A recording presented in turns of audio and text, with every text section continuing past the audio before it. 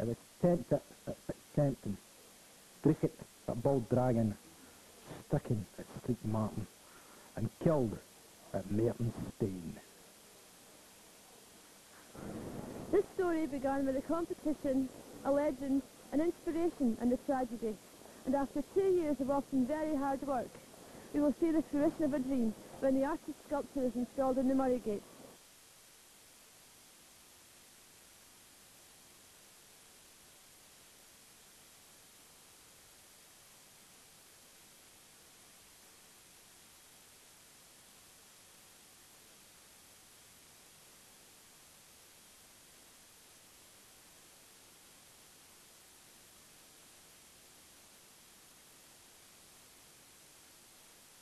The dragon piece was commissioned after a period of long consultation with the public. What we did was we had several ideas. In fact, we had 3 artists involved in looking at the Murray Gate, and we were trying to make a major statement within the overall environmental improvement scheme.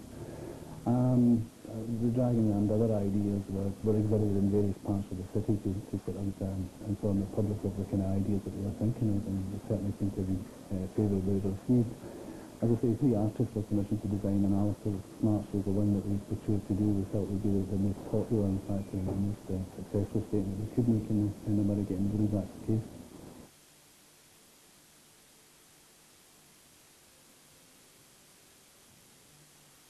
So can you tell me a bit about how you became involved in the project in the first place? I come back from a postgrad and literally just get a phone call. It was about 3 days back, and the man who taught me, my mentor, Alistair Smart, had been his job. He'd just been given a job, and on the day that the job had been commissioned to him, he died of a massive heart attack. So the phone call I got was from Bob McGilvray, Public Arts, and he was asking me if I would take on the job, as the family and Public Art wished that I would do it. So I agreed. Yeah. It was an automatic yes. It was a really good way. I started paying him back for what he had taught us. There are basically 7 stages to the bronze casting process.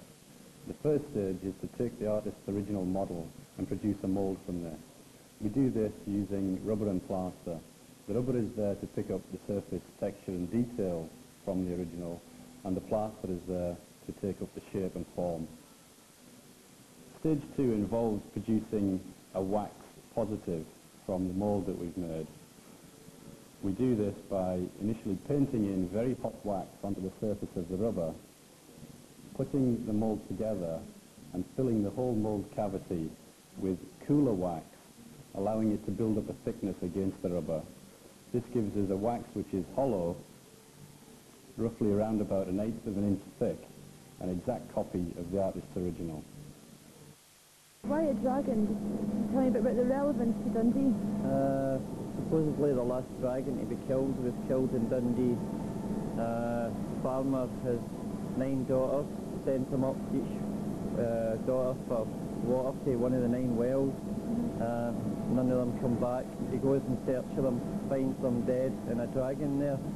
He runs into the village, tells the village people, and it so happens that one of the daughters was in love with a blacksmith. Blacksmith picks up his hammer and chases it up to Mertonstein, where he supposedly slain it. So Alistair's daughter had brought him this in a history book. He'd always been quite interested in it. His grandfather came to Dragon, and he liked the idea that the dragon hadn't been slain and it had actually come back, and it landed on a pole and was just slithering to the pole. So that was his design, and he put the design in and won it. Stage 3 is known as running up. This is where we attach a series of wax rods to the surface of the wax copy. These wax rods are the means by which the bronze will eventually enter the mould cavity and will allow the air to escape from the mould cavity. The next stage involves producing another mould around the wax object. This mould uses a ceramic slurry which is poured over the wax and allowed to dry. This is repeated 5 times until the required thickness is achieved.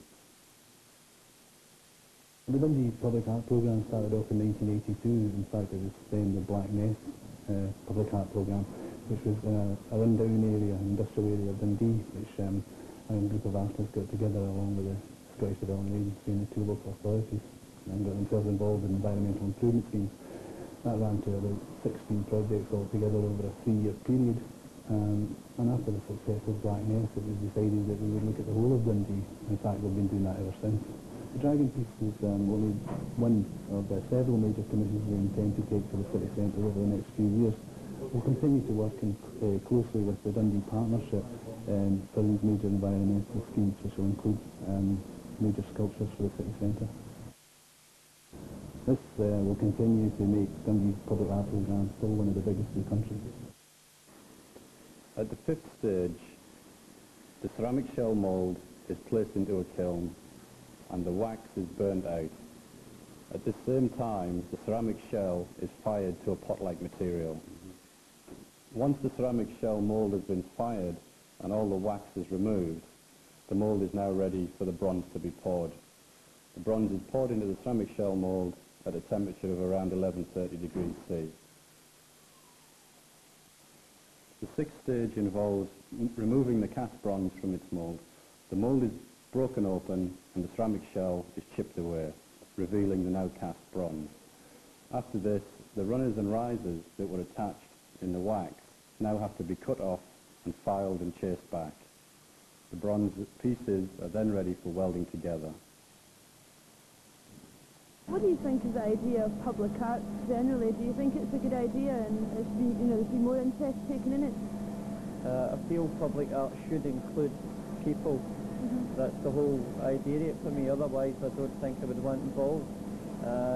If people are excited and it can make sense and has some sort of narrative for them, and there is some sort of connection, then I think it works. Then I think there's a lot of public sculpture made that makes no sense to the people who live in the area. So in many cases, I think it fails. But in saying that, I think Dundee has done a fantastic job in public art sector compared to, say, Glasgow or Edinburgh. The 7th and final stage is known as patination.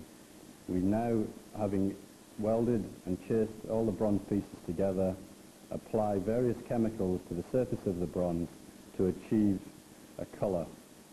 The piece is then waxed and polished, ready for delivery. The Lord Provost, Tom MacDonald of the City of Dundee.